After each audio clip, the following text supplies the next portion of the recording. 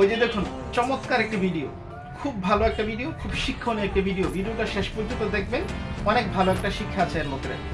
বিশ্বাসঘাতক, বিশ্বাসঘাতক কাকে বলে, কত প্রকার কি কি, এটা দেখলে বুঝতে পারবেন। এই যে একজন ব্যক্তির পার্সোনাল পিএস, সে তার টাকা পয়সা সম্পত্তি সব আত্মসাৎ করার জন্য কত সুন্দর টেকনিক খাটিয়েছে।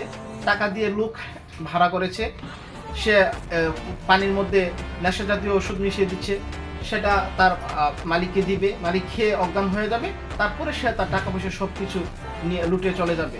এই বিশ্বাসঘাতকরা মানে কাছের লোক।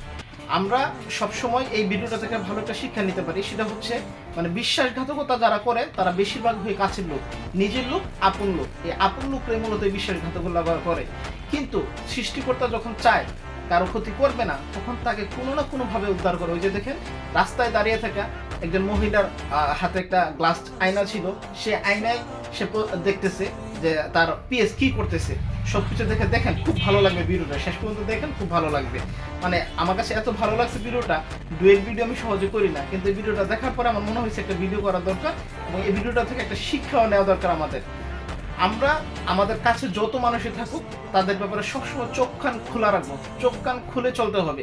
আসলে বিশ্বাস করা ভালো, কিন্তু অতি বিশ্বাস মানুষের জীবনে বিপদ ডেকে আনে। এই যে দেখেন, আর বিশ্বাসঘাতকরা কিন্তু যখন করে তখন মনে করে এরা খুব চালাক, ওরা করে ওরা ধরা খাবে না, কিন্তু সৃষ্টিকর্তা চাইলে কিন্তু ওরা ধরা খায়। আর ধরা খাওয়ার পর অবস্থাটা কি হয় দেখবেন। শেষ পর্যন্ত দেখেন ভিডিওটা, অনেক ভালো লাগবে। আর ভিডিওটার যে শিক্ষাটা আছে, সে শিক্ষাটা সবার জীবনে কাজে লাগাবেন।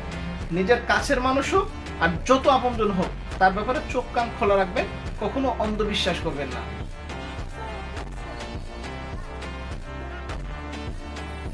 पीछे देखो पीछे